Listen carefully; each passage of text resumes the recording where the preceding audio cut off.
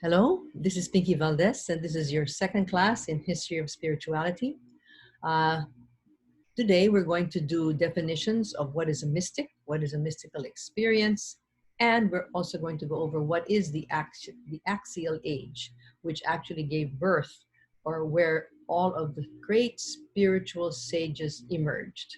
So here we go. I'm going to the shared screen. Hold on a second.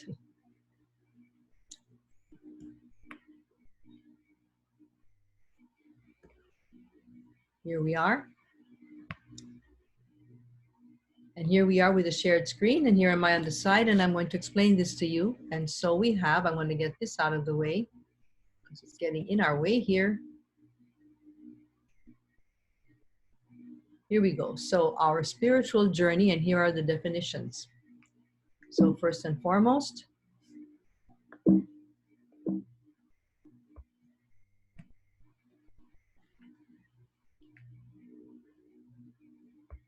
sorry, I got stuck in the first slide. Okay, let's review our definitions of spirituality that we're using for this course. It comes from Sandra Schneider. By the way, I studied under Sandra Schneider at GTU Berkeley, and that's where I got my doctorate in spirituality, and she's an outstanding person. And so here we go. This is her definition. Spirituality is a lived experience, constantly striving to integrate one's life in terms of not isolation and not self-absorption, but self-transcendence, which is really ego transcendence towards an ultimate value. That ultimate value is defined according to your level or your type of spirituality. The spirituality is a lived experience. It involves some understanding of what the human being is and what is the horizon of that ultimate value. That ultimate value really is comprised in spiritual terms of your theology or your philosophy. In other words, what do you think, or who do you think God is, and who do you think humanity is in relationship with God? So it is a lived experience. It is self-transcendent. It is ego-transcendent. It has an ultimate value that is God. Okay? And God is that one great consciousness. Some of us call him love, but above all, there is no ego and there is no self at that point when we reach that ultimate value, who is God. Now remember, it requires some sort of an interpretation of who human beings are and what the universe is. Now, we're not limiting this to Christian spirituality because we are delving into the great spirituality throughout the ages, and it starts 2,000 years BCE and goes all the way up to the beginning of the 20th century. We'll end at the 20th century, okay?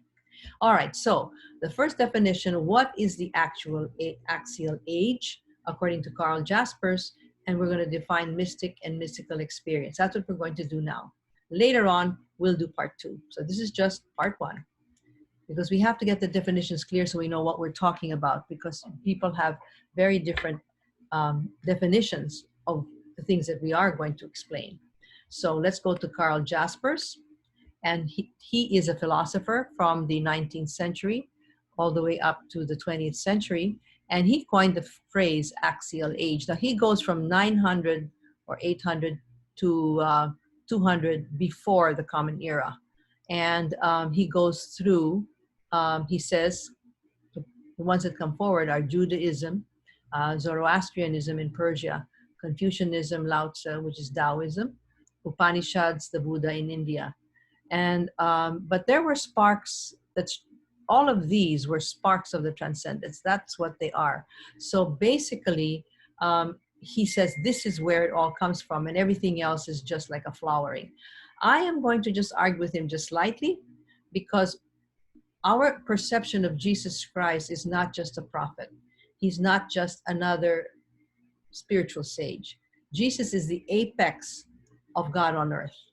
He is the apex from which everything else transcends.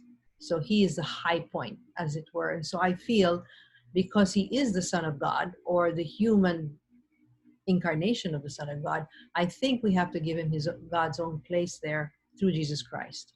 And of course, we have to leave in Muhammad, because Muhammad has had such a tremendous impact on our present world. So I'm stretching it from 900 all the way up to 600 after the birth of Christ, okay? Now, let's move on to the next thing. In Great Transformations, Karen Armstrong. Karen Armstrong is a great. Um, she's not. She doesn't call herself a theologian, but actually she is. She's a historian of religious traditions, and I think she truly understands in the Great Transformations how these things came about and the context in which it came about. Now, what is the actual age? Why is it significant? And I said earlier, it's because everything came from that point of view. And because they all came together and they all agreed on certain things. And that's why they are so important. They all believe that God is totally transcendent, that there is an unknowable. Now, what happened is in the beginning, we thought of God almost like another human being, only at an elevated state, anthropomorphic. But if you go to the true God, as all the religions see, that ultimate being is always transcendent and not knowable. We cannot define God. It's kind of arrogant of us to think that we can define God. It's impossible. We cannot define God because um, uh, He's beyond definition, and He's not a He either. God is beyond definition. So they consider it very zana. There's a term for it. It's called zana, where we're so self-indulgent and we think that we can we can define what we cannot define. Now, originally, when we talk about belief, again, these are definitions. The real root word or etymology of belief is really believing, which is to love. While we think of belief as intellectual, which is left brain, but actually it's from the heart. And when we say credo, and we talk about the credo in Christianity and especially in Catholicism, actually credo comes from the word cordo, which means heart or center. So it's something that you give your heart to. It's not just an intellectual belief. So when we say faith, we think of it as something intellectual. Actually, it's from the heart. And so it's not about intellectual believing. According to all the sages, they all agree on this. It's about doing. That's why there's a very big difference between theology and spirituality, because theology tells us about God. We cannot know God, but we can talk about God and our interpretation of God. But spirituality is not that at all. It is our experience of God. And what happens to many people when they have this experience of God, it's way beyond theology. In fact, many of them knew nothing about theology. So let's go to the next level. Rabbi Herschel says that if you can transcend your ego, you go to the place of compassion. Ecstasis actually means to go out of yourself. So what did the Jews mean by the ecstasy? The ecstasy means get out of your ego. And where do you go? Compassion. Because where you find compassion, that's where God is. Now, when we get away, there are two kinds of egos, by the way. There's our personal ego and there's the tribal ego. Now, Buddha says we have to go to the no self action, anatta. Anatta means no self, but we move to action. All right. Now, yoga, another term we have to talk about, comes from the word yoke. And yoke is what the animals carry on their shoulders when they carry something. And what the yogis believe is that we are carrying our ego, and that's what we have to let go of. We have to dethrone our ego from being the center of the universe. And where do we go? Practice compassion.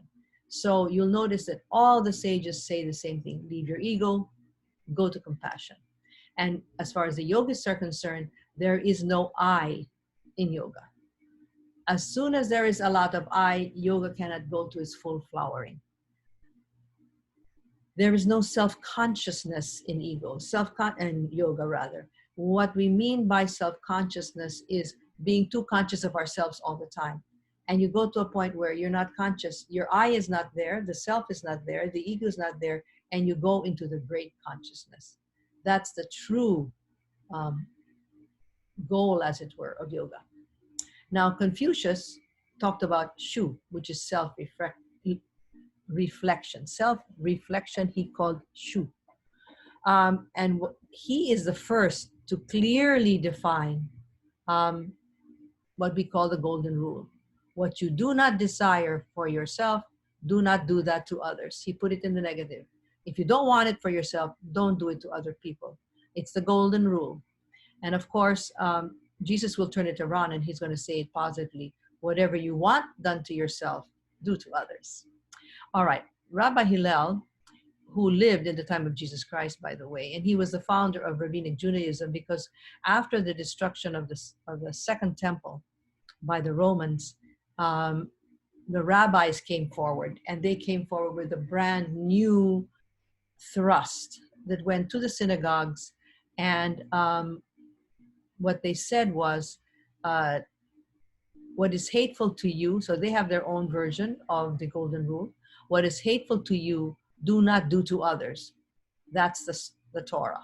So they asked Rabbi Hillel, you know, tell us what's the center. And somebody came up to him and said, can you tell me what the whole Torah is standing on one leg? He said, sure, very easy. What is hateful to you, do not do to others. That is the Torah. The rest is commentary. Go and learn it. Okay? So what you don't want done to you, don't do to others. And as Jesus said, what you want done to you, do to others. So they all come around in the same area. In the West, we went from credo, give my heart, and do things to others. And this is where the tragedy comes in. And you'll see over time, you'll see that the definition will change of the word credo and the word belief. It became more intellectual. Faith was more intellectual. You believe these things. And this actually took a very big turn, and we're going to see it when we get towards the end of the history of spirituality, when Descartes comes along and says, I think, therefore I am. In other words, once I get back to the point where I know I'm thinking, I know I'm existing, unfortunately, that got us stuck in the intellect, because intellect was the great thing of the time. It was the scientific age. This was the industrial revolution comes after that. And what happens is it's all about thinking. In fact, if you look at the sages, it's not thinking at all. In fact, the I has to leave the thinking. It's all about, I am conscious and therefore I exist. Or I am in consciousness and therefore I am. So it goes in a very different direction. Now, going back to China, Mozi, who was a contemporary of Confucius, he and Confucius had an argument, and I think Mozi actually didn't quite understand what Confucius was saying. And what Mozi says is, the cure for all spiritual ills of China is Janai, which means concern for others, or universal love. Everyone is equal in the eyes of heaven. So, and Tian, by the way, is the way of heaven. So Mozi said it in a different, let's put it this way, put it in a different mode. It's still the golden rule, but it says what you have to do is just be concerned for other people, which is basically whatever you want done to you, do unto other people. So what is significant as well? Now, the Buddha says these are the immeasurables. Love without exception, with very little particularity. In other words, you love everybody without exception. Yes, you can love some people a little more than others. He gives you that much. But when you're still at this world, because we haven't totally transcended and are not totally awakened. But he says the secret is love the stranger. Now you will see that love the stranger is very, very important in the Judaistic tradition, because as far as Abraham was concerned, he thought that every stranger could be an angel from God. So you always welcome strangers. So in Rabbinic Judaism, we'll see that the heart of Abrahamic tradition is love the stranger. He's the unknown traveler, and he could be a messenger of God, or could be God himself, if we go into another version of who God is, meaning everything, panentheism, everything in the universe is God. So for the Greeks, they moved towards compassion as well. So although they were more intellectual in the sense their philosophy was a great deal about breaking down reality, in their hubris they said that's excessive pride. And because you have hubris, which is excessive pride, the way to go is compassion. So, for example, Socrates, before he took the hemlock, he actually took a bath because he didn't want the servants to have to do that for him. Sense of compassion. Uh, what actually happened throughout the Axial Age is all the spiritual sages turned away from violence. And unfortunately, the Greeks, they were the only ones who never gave up violence in their quote unquote rites and rituals. All the other spiritual sages, when they came into its full flowering, they all gave up nonviolence, even in their sacrifices. Even the Jews, after the destruction of the Second Temple, there were no more sacrifices and no killing of animals. So, say, for example, the Greeks, however, they have something extraordinarily significant. On the Feast of Dionysius, they made all the males of Athens go to the theater, including those in prison. They released them from prison for that day. They had to go to the theater because they had to go through a catharsis. Now, the Greeks, the Athenians, had a huge war that lasted, I believe, 2 years with the Persians. By the way, Persia, the ancient name of Persia is Iran. So today we call it Iran, and that was the original name. And they went back to their original name, Iran. Who called them Persia? Actually, is the Greeks and the Romans. They gave them the name Persia. So what would happen is the Athenians won the battle, but at the end of the battle, what the Persians did was they totally destroyed the city, and they took all their beautiful statues and just ran them to the ground. So, of course, the Athenians were extremely angry. Although they won the war, the Persians did devastate their city and took away their gods. So, you know what the Greek tradition says? You must go to the theater for a catharsis. You can't go around hating even your enemy. That's very interesting. You even have to cry. So in the theater, when they go through, well, they do it through like through icons. They use versions of theater where these they knew very well, the Athenians knew they were talking about the Persians, even though they didn't call them Persians. And when in the theater that person dies, they heighten it to the point that all the Athenians were supposed to cry together. Now you would say, wow, men are crying? Yes, because Athenians were not, Greeks thought it was fine to cry. As a matter of fact, when men cry together, they create a community. So the reason why they have to cry is they cannot be let with the hubris, which is excessive pride, because the Greeks knew that if you were taken over by hubris, what will happen is it'll destroy your empire, or it'll destroy your city. It'll destroy your people, basically. Okay, so the Axial Age is preceded by excessive and massive violence. The Iron Age comes before the Axial Age, and of course, their weapons became far more powerful, and they created new weapons, and their swords were much more violent than they were previous to the um, discovery of iron. And what happened was it came to a head. In fact, in China, before the Axial Age appears, they had 200 years of war.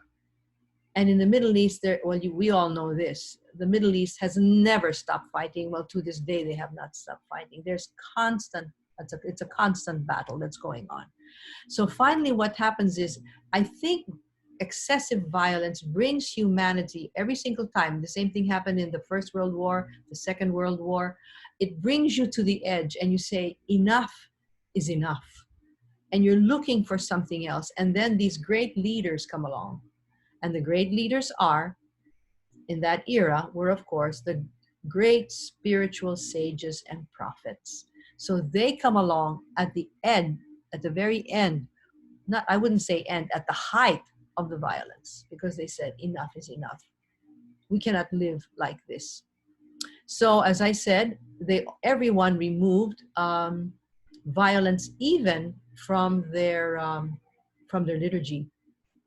And Patanjali, who is supposed to be the father of yoga, um, he had five what you call yamas, or moral imperatives, and they are uh, ahimsa. Now, ahimsa is probably one of the most important. Ahimsa is non-violent.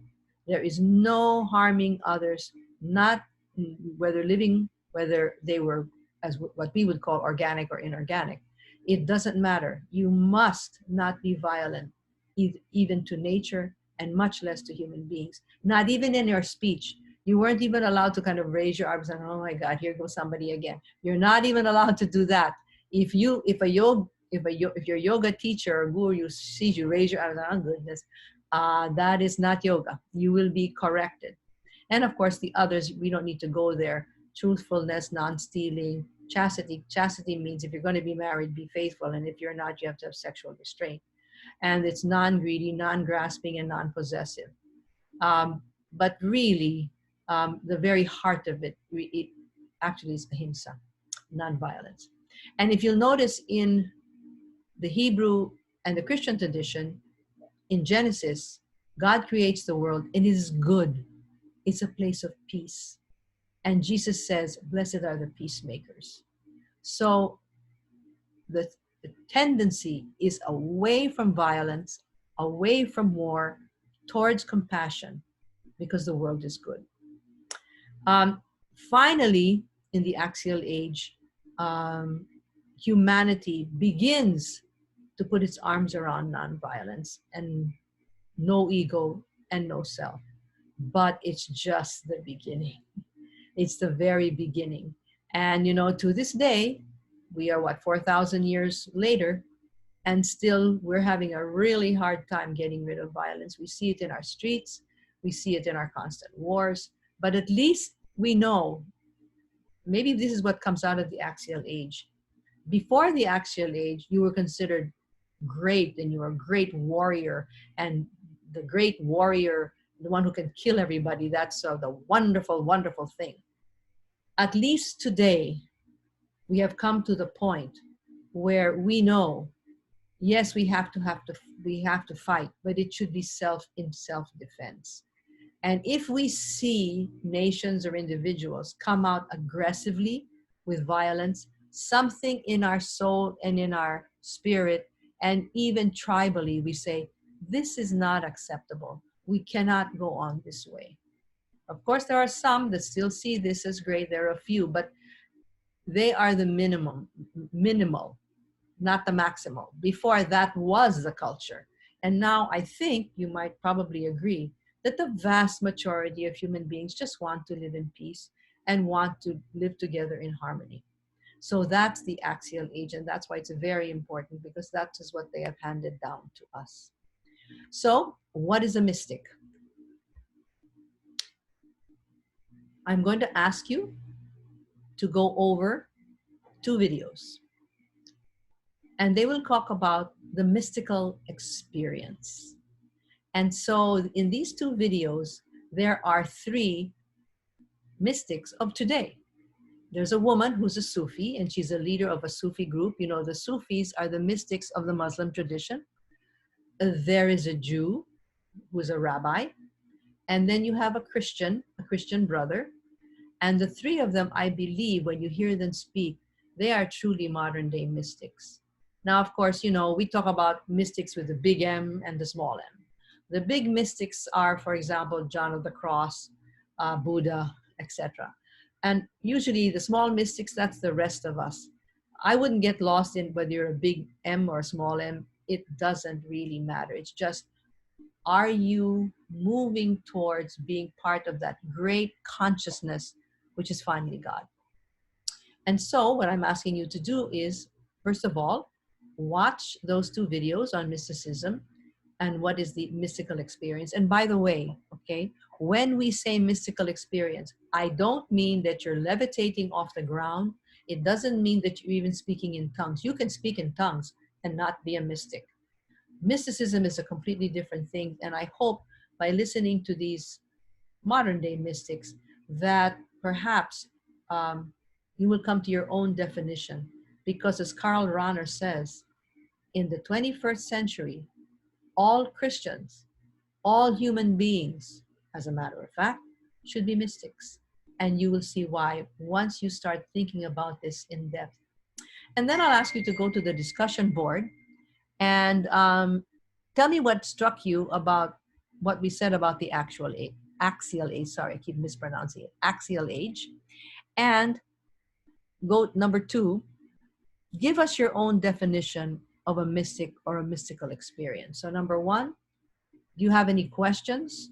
Or did anything strike you about what the axial age was all about? And number two, what is your definition of a mystic? And P.S., just so you know, people say that we have now entered a second axial age. We're going through another transformation.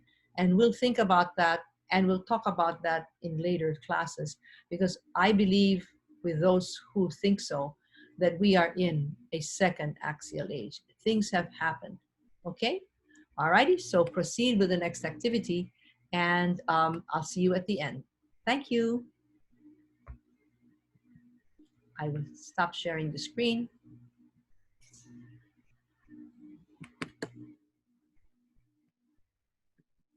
Bye-bye. See you later.